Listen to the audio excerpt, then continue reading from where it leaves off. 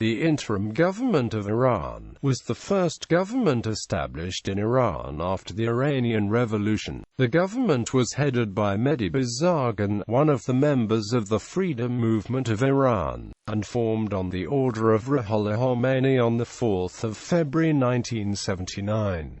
For the 4th of February to the 11th of February, Bazargan and Shapour Bakhtiar, the Shah's last prime minister, both claimed to be the legitimate prime minister. Bakhtiar fled on the 11th of February. Mehdi Bazargan was the prime minister of the interim government and introduced a 7-member cabinet on the 14th of February 1979. Ibrahim Yazdi was elected as the foreign minister. The Constitution of the Islamic Republic of Iran was adopted by referendum on 24 October 1979.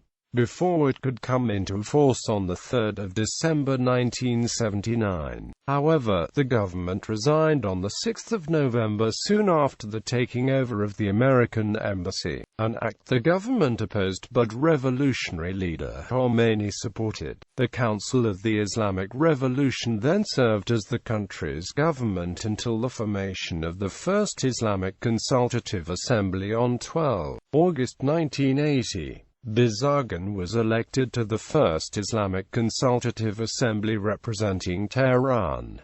Formation of the interim government. When Ayatollah Khomeini, the leader of the Iranian Revolution, came back to Iran after his 15-year exile, he appointed Mehdi Bazargan as the head of the interim government. On 4 February 1979, Ruhollah Khomeini issued a decree appointing Bazargan as the Prime Minister of the Provisional Islamic Revolutionary Government. His decree stated, based on the proposal of the Revolutionary Council and in accordance with the canonical and legal rights which originated from the vote of overwhelming majority of Iranian nation for leadership of the movement, which has been represented in the vast gatherings and wide and numerous demonstrations across Iran, and because of my utmost trust on your firm belief in the holy tenets of Islam and my knowledge of your precedent in Islamic and national struggles, I appoint you to the authority to establish the interim government without consideration of any affiliation to any parties or dependence on any factional groups, for formation of temporary government to arrange organizing of country affairs and especially perform a referendum and refer to public vote of nation about turning the country into Islamic Republic and formation of the Council of the Founders from the representatives of people to approve if constitution of new regime and to hold elections of representatives of Parliament of Nation on the basis of the new constitution. It is necessary that you appoint and introduce the members of the temporary government as soon as possible in concordance with the conditions I have clarified. All public offices, the army, and citizens shall furnish their utmost cooperation with your interim government so as to attain the high and holy goals of this Islamic revolution, and to restore order and function to the affairs of the nation. I pray to God for the success of you in your interim government in this sensitive juncture of our nation's history. Ruhollah al-Musavi al-Khomeini. Elaborating further on his decree, Khomeini made it clear that Iranians were commanded to obey Bazargan and that this was a religious duty. As a man who, though the guardianship that I have from the Holy Lawgiver, I hereby pronounce Bazargan as the ruler, and since I have appointed him, he must be obeyed. The nation must obey him.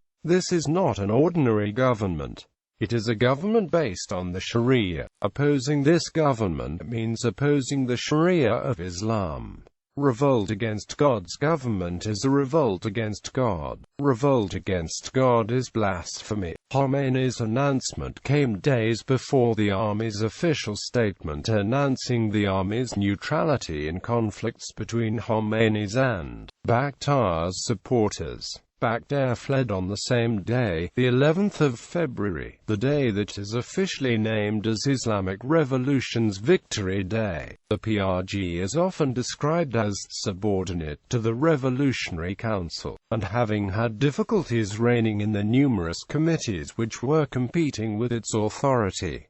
Members of the cabinet. The cabinet was made up of two main factions, moderates and radicals. Bazargan reshuffled his cabinet several times because of resignation of ministers that were unable to cope with parallel sources of power. In several cases a ministry was supervised by an acting minister, Bazargan himself. List of members of Bazargan's cabinet was as follows. Resignation. The Prime Minister and all members of his cabinet resigned en masse on 6 November 1979 after American embassy officials were taken hostage 2 days earlier on 4 November 1979. In his letter to Khomeini, Bazargan stated that repeated interferences, inconveniences, objections and disputes have made my colleagues and me unable to continue our duties. Power then passed into the hands of the Revolutionary Council. Bazargan had been a supporter of the original revolutionary draft constitution rather than theocracy by Islamic jurists, and his resignation was received by Khomeini without protest, saying Mr. Bazargan was a little tired and preferred to stay on the sidelines for a while. Khomeini later described his appointment of Bazargan as a mistake. Bazargan, on the other hand, described the government as a knife without blade.